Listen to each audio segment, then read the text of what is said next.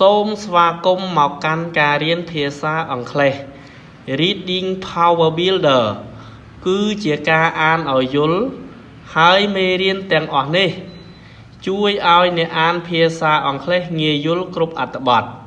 ក្នុងនោះដែរមាន100មេរៀនដើម្បីហ្វឹកហាត់ទី1ចូលមើលរូបភាពឲ្យយល់មុននឹងអានមេរៀនទី2ចូលអានអត្ថបទឲ្យយល់ហើយចាំទី3ចូលធ្វើលំហាត់គ្រប់ចំណុច A B C D and E 4ត្រូវផ្ទៀងផ្ទាត់ជាមួយចម្លើយដែលមាន5ត្រូវតែយល់ឲ្យច្បាស់គ្រប់មេរៀនទាំងអស់ហើយអានដដែលរាល់ថ្ងៃ Consistency រហូតដល់យល់ចូលចិត្ត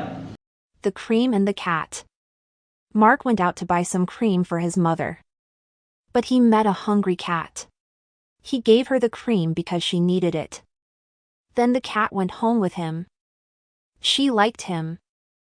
Mother asked, "Where's the cream? Is it in that bag?"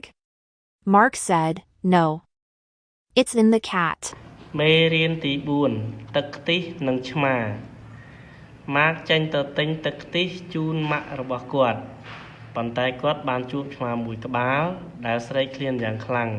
ហើយគាត់ក៏បានឲ្យទឹកខ្ទិះដល់ឆ្មានោះពីព្រោះវាត្រូវការចំណីណាស់បន្ទាប់មកឆ្មានោះបានទៅផ្ទះជាមួយគាត់វាចូលចិត្តគាត់ណាស់ពេលមកដល់ផ្ទះភ្លាមម៉ាក់បានសួរថាទឹកខ្ទិះនៅឯណានៅក្នុងថង់ឬម៉ាក់បាននិយាយថាទេវានៅក្នុងពោះឆ្មា How well did you understand? Read each question. Write A or B. 1. What is this story about? A. Mark makes friends with a cat. B. Mark goes to the store for cream. 2. Why did the cat like Mark? A. Because Mark fed the cat. B. Because the cat liked Mark's bag. 3. What do you think Mother will do next? A. She will not use cream anymore. B. She will ask Mark about the cat. 4. What do you think Mark will say to Mother? A. May I keep the cat? B. The cat does not like me. 5. What is the joke in this story? A. The cat was in the bag. B. The cream was in the cat.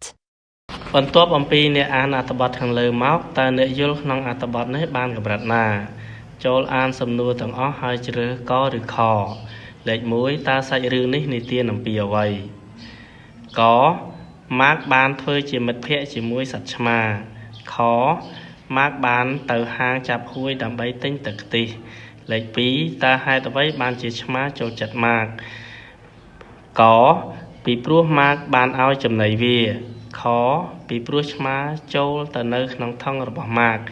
លេខ3តើអ្នកគិតថាម្ដាយរបស់ម៉ាកនឹងធ្វើអ្វីបន្ទាប់មកទៀតកនាងនឹងមិនត្រូវការទឹកខ្ទិះទេខនាងនឹងសួរម៉ាកអំពីរឿងរបស់សត្វឆ្មាទៅវិញលេខ4តើអ្នកគិតថាម៉ាកនឹងនិយាយអ្វីទៅកាន់ម្ដាយកតើខ្ញុំសូមអនុញ្ញាតឲ្យឆ្មានៅជាមួយបានទេខឆ្មាមិនចូលចិត្តខ្ញុំទេលេខ5តើអ្វីទៅជារឿងកំប្លែងក្នុងការនិទាននេះកឆ្មាបាននៅក្នុងថង់ខទឹកខ្ទិះនៅក្នុងពោះឆ្មា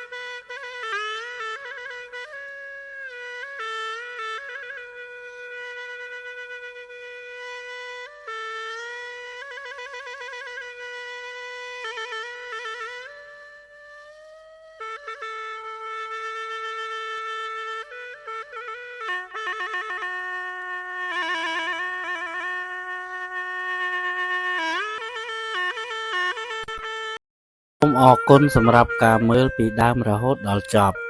បើចង់រៀនបន្ថែមទៀតទី1សូមចុច link ភ្ជាប់ទៅ group Telegram ឬ scan QR 2តាម Zoom ដែលមានលេខ 5627738202 3សូមចុច link ភ្ជាប់ទៅមេរៀនជា PDF នៅក្នុង Google Drive បញ្ជាក់ដំណរដែលមានទាំងអស់នេះមាននៅខាងក្រោមវីដេអូទាំងអស់សូមអរគុណ